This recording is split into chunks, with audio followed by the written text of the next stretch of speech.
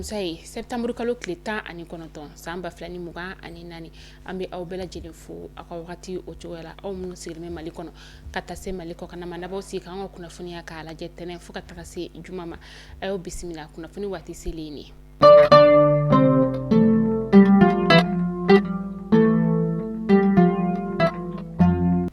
kunnafoni daminɛ bi ka kɛ ni bingani wale min tara kan anw ka fintigilakaw ni ka ulu sɛgɛrɛ ni olu ka kalanyɔrɔ ye falajɛkaw ulu fɛ yen an ka faba kɔnɔna la yan nɔ o siratigɛ la sa gendarmerie nationale kelen don ka larawuli belebele ni ka o boloda bolimafɛn ni a bɛ don faba kɔnɔna la yan nɔ a bolimafɛn kelen-kelenna bɛɛ lajɛlen bɛ larawuli fɔlɔ ka a lajɛ k'a sɛgɛsɛgɛ walasa a ka sɔrɔ ka don an ka jamana ale kɔnɔna la. Minisiriso min bɛ yen nɔ ni ale ɲɛsinen bɛ baara koɲɔ olu ma ani baaradege ale ma o minisiriso kɔnɔna la bisa bi alamisa septembre kalo tile 19 san 2024 nɛgɛ kanɲɛ 9 o wagati la sa a ma o kɔni u farala ɲɔgɔn kan ni o ye observatoire national de l'emploi et de la formation ye sa u kɔni tun bɛ ministère de l'emploi ale kɔnɔna la sigi kun ye min sa o de ye atelier national de validation du rapport profil pays du travail décent au Mali walasa ka se ka kunnafoniya caman ni ka o sɔrɔ aw ni ne an ka jɛ ni ka ONEF ale ɲɛma ka kuma ni ka olu lamɛn an ka kunnafoni ɲinina ale tun bi kɛnɛ o kɔnɔna la an ka kunnafoni ninnu olu bɛna tɛmɛ nazarakan de la. Le rapport Profil pays du travail décent est un document très important qui dresse un tableau complet de la situation du travail décent au Mali en se basant sur les données statistiques et juridiques. Il se concentre sur les objectifs de l'agenda du travail décent de l'Organisation internationale du travail. Ce document sert donc à évaluer l'impact des politiques publiques sur le marché du travail et met en évidence les enjeux et les défis liés à la promotion du travail décent. Les indicateurs du travail décent analysés dans ces rapports sont répartis en 10 chapitres qui couvrent les 4 composantes stratégiques de l'agenda du travail décent. Le chapitre 1 retrace le contexte économique du pays. Le chapitre 12 a été intégré dans le document pour faire un état de lieu des principaux indicateurs ODD liés au marché du travail. Madame le ministre, distingués invités, mesdames et messieurs, ce document est donc appelé à devenir un véritable gouvernail devant nous amener à construire les bases solides sur lesquels reposeront les différents programmes et politiques de promotion du travail décent. Avant de clore mon propos, je voudrais saluer l'esprit d'équipe qui a régné au sein du comité de rédaction du rapport, composé des représentants de la Direction nationale du travail, de la Direction nationale de l'emploi, de l'Institut national de la statistique,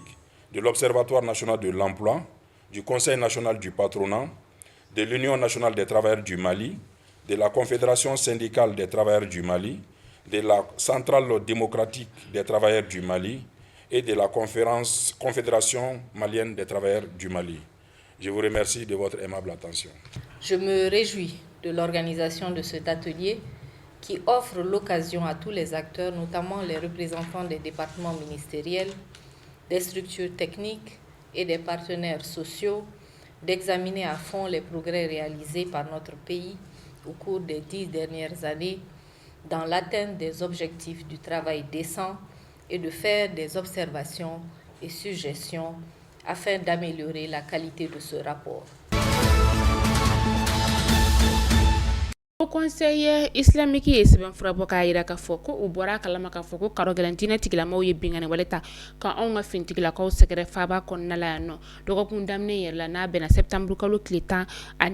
ma sɔgɔmada joona o fɛ o conseil islamique ko nin waleya in kɔni ye waleya cɛjuguba ye wa adamadenya yɛrɛ kɔni ɲuman kɔni tɛ hali alisilamɛ diinɛ la a kɔni don ka bingani wale ta ka islami ɲɔgɔn ni ka o sɛgɛrɛ diinɛ ale sira fɛ a kɛra sababu ye ni ka bololamina caman ka ulu tiɲɛ ka maa dɔw fɛnɛ kɔni ni ka ulu bɔnɛ u ni na wele la sera jamana kɔnɔdenw ulu ma ko bɛɛ ka i hakili to i yɛrɛ la maaw ka kuma langolo fɔw ni ka ulu dabila ka to an ka fintigilakaw ulu kɔ ni wagati in na u ye tasibila kɛ ni ka ɲɛsin maa minnu tanyana ulu ka denbayaw ulu yɔrɔ la ani an ka fintigilaka minnu bɛ yen nɔ ni olu joginna kala ka nɔgɔya kɛ olu ye au conseil islamique du Mali ko k'a bɛ foli kɛ ni ka ɲɛsin an ka fintigilakaw kelenkelenna bɛɛ lajɛlen yɔrɔ la u ka lakana ko ɲuman ale yɔrɔ la k'a sababuya kɛ u bɛ ka waleya sugu bɛɛ lajɛlen kɛ walasa ka se ka maliyɛndenw ni ka olu kisi cogoya min na u y'u ka sɛbɛnfura ni ka o bila kunun septembre kalo tile 18 san 2024.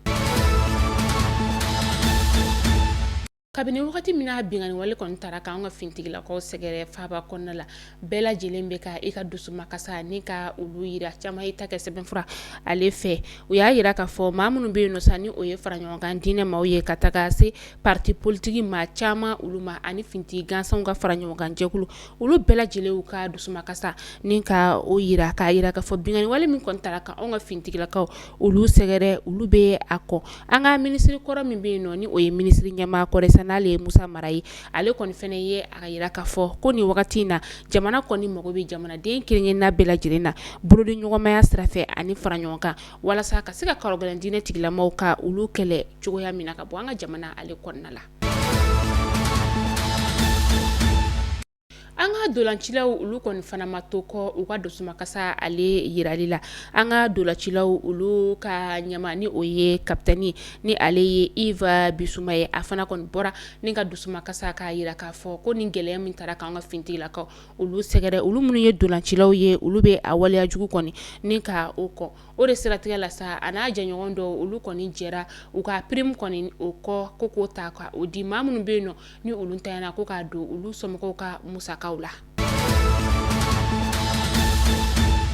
Kabini bingani wale kɔni tara k'anw ka fintigilakaw sɛgɛrɛ wagati min na an ka minisiriso min bɛ yen nɔ ni ale ɲɛsinnen bɛ bolimafɛn ko koɲɛw olu ma ale tun ye sɛbɛnfura bɔ k'a yira k'a fɔ ko ka aéroport taga sira kɔni ni ka ale ɲɔngiri fɔlɔ hali n'o y'a sɔrɔ o don kelen na a ye a sira kɔni ni ka o labila o n'a ta sira bɛɛ fɛn min ye Algérie ale ni Sénégal ye olu kɔni ye u ka pankuru nali an ka faaba kɔnɔna la ni ka ale ɲɔngiri fɔlɔ k'a sababuya kɛ lakana koɲɛw ye.